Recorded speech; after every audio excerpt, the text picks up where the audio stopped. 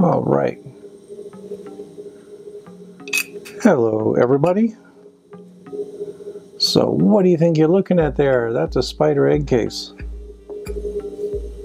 And this is very happy news. So what happened is I took off for a week. I had to go visit my brand new baby granddaughter down in Denver, Colorado.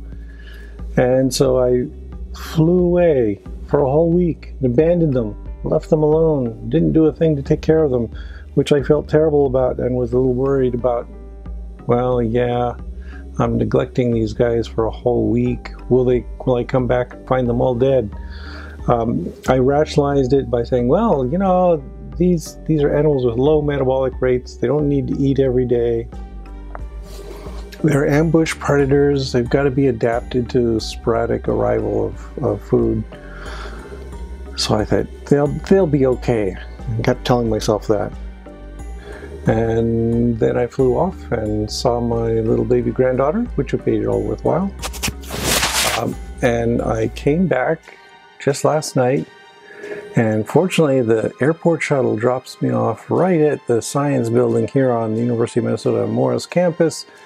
And very first thing I did upon getting home was rush to the lab and check on the spiders.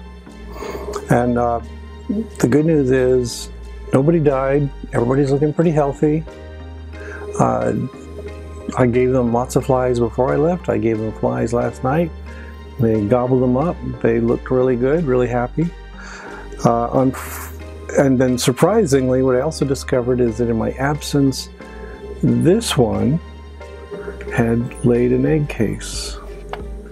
This one is produced by a son and daughter of Gwyneth. So these are Gwyneth's grandbabies. And I know there's a little bit of incest there. That's what happens. So these are inbred progeny of Gwyneth. The egg case looked pretty good. I opened it up. It's kind of hard to see here because I just peeled it open a little bit so I could see what was going on in there. And yeah, there's a small number of eggs in there that look pretty good. They look round and plump and healthy. Maybe 20 or so eggs, I think. But I didn't want to probe too deeply because I don't want to damage these guys. I'm desperate for new spiders. So I opened them up, took a look, said, okay, let's put them in a petri dish. Here they are. What I'm now going to do is put these in the incubator and keep an eye on them every day. And as soon as we get spiderlings, I'm going to pull them out and separate them into individual vials. So my spider colony has been a bit on the small side lately, and there's a couple reasons for that. One is every time I produce a male and pass it to Vera, she eats it. That's not good. So we've been having the steady attrition of the males, which worries me.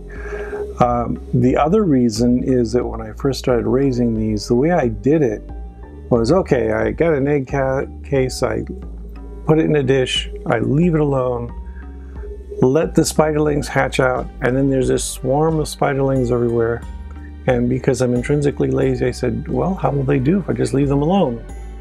And what happens is that, well, you start losing the spiders at a fairly rapid rate. And they kept declining in numbers, and then later I said, okay, well, I'm going to separate them out a little bit, and I put them in like 2 or 3 in a vial and see if they could coexist. No, they can't. So what would happen is you put 3 spiders in a vial, and you come back a couple days later, you got 1 spider in a vial. Not so great. I don't know whether it's active cannibalism. It may have been, but I didn't catch any evidence of that. Or whether it's simply that there's one more industrious spider in the batch who ends up eating all the flies I feed them, and so the others starve to death. Anyway, that's not going to work. So as soon as these hatch out into spiderlings, they are getting separated into their own vials with their own food sources, and we'll see what kind of mortality rates I get. The other problem with doing it the old way of just willy-nilly letting them thrive in a dish is I couldn't track mortality rates. So I didn't know how many spiders I had, and I didn't know how many died. This way I'm going to have a definitive number. So I think that's kind of important to keep track of my success at breeding spiders. Okay, so that egg case is the product of 2 of Gwyneth's children. Also, when I came back to my surprise, Vera had a couple of weird looking egg cases in there. Here they are.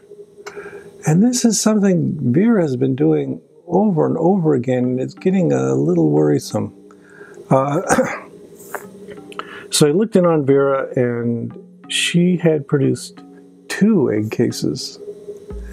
And they're hideous. They're little scrawny, banana-shaped, weird things. I opened them up a little bit, and as has been the case with all of Vera's progeny for a while, she's just producing these dried out, nearly crystalline bits of egg that are good for nothing. They just die. And she's putting them in these malformed egg cases. So I don't know what's going on here. It may just be senescence. Vera's kind of old. I collected her back in August. The new egg case is coming from 2 progeny of Gwyneth, so these are fairly young spiders, and they look much healthier. So I'm going to just set these aside. They're dead. They're not going to do anything. But the other egg case looks great. It's like Santa brought me a present, and that present was more spider eggs. Aren't they nice? We'll zoom in a little bit on them. The egg case looks a little messy because I've been poking at it. But there you can see a couple of eggs. Look at those pale white eggs just inside that tear in the egg case. So this is promising. I'll let you know when they hatch out. Okay, thanks for everything. Talk to you all later.